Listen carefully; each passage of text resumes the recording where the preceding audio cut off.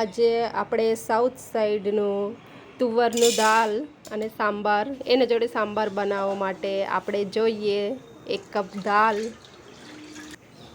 આપણે વધારે ક્વોન્ટિટી જોઈએ તો 3 કપ લેવાનું. 2 જણ માટે બનાવવા માટે 1 કપ લેવાનું. એમાં અડધર નાખવાનું. તેલ નાખીને આપણે કુકરને દાળને બાફવા મૂકી દેવાનું. પછી સીટી કેટલા જોઈએ, એકદમ મેલ્ટ થઈ જાય ને દાળ એવું આખું બફાઈ જોઈએ. પછી આપણે થોડું ઘણું આમલી પલાળીને મૂકી દેવાનું. એને રસ છે ને દાળમાં નાખવા માટે. પછી વેજીટેબલ્સ લેવાનું. એમાં મેન જોઈએ સિંગ, કાંદા, ગાજર, મૂલા, ભીંડા, એમાં રીંગણ પણ નાખી શકે છે, બટાકા ઓર લસણને આપણે કૂટીને નાખવાનું. કાંદાને સ્લાઈસ કરવાનું, મોટા મોટા બધા વેજીટેબલ મોટા મોટા કટ કરવાનું. લસણ અને જીરું નાખીને આપણે કાંદીને નાખી દેવાનું. દાળ બફાઈ જાય, એકદમ મેલ્ટ થઈ જાય ને પછી આપણે એક તપેલા લઈ લેવાનું. એમાં તેલ નાખવાનું, રાઈ જીરું નાખવાનું, મેથી નાખવાનું, પછી લસણ નાખવાનું, લીમડો, પછી કાંદા, પછી 1 બાય 1 વેજીટેબલ નાખતા જવાનું. પછી વેજીટેબલને મસ્ત ફ્રાય થવા દેવાનું.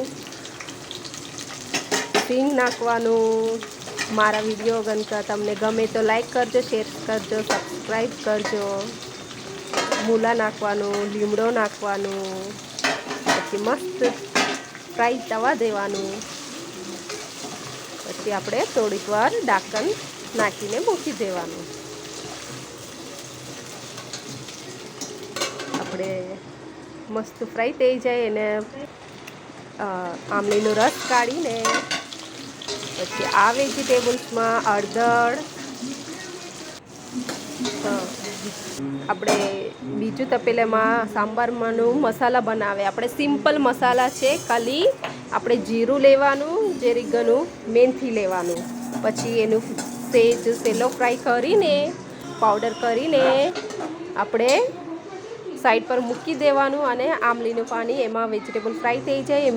વેજીટેબલ ફ્રાય થઈ જાય પછી એમાં નાખી દેવાનું. પછી મસ્ત ઉખાડવા દેવાનું વેજીટેબલને આમલીનું રસમાં. પછી આપણે જીરું અને મેથીને છે ને પાવડર કરીને પહેલે આપણે દાળ નાખીને પછી પાણી નાખવાનું. એમાં 3 ગણું પાણી નાખવાનું. મારું વધારે ક્વોન્ટિટી છે એટલે મેં થોડુંક લિક્વિડ જેવું નથી જોવું, દાળ જેવું રહેવું જ જોઈએ. પછી આપણે જે બનાવેલા પાવડર છે ને જીરા મેથીનું એમાં છે ને નાખીને મસ્ત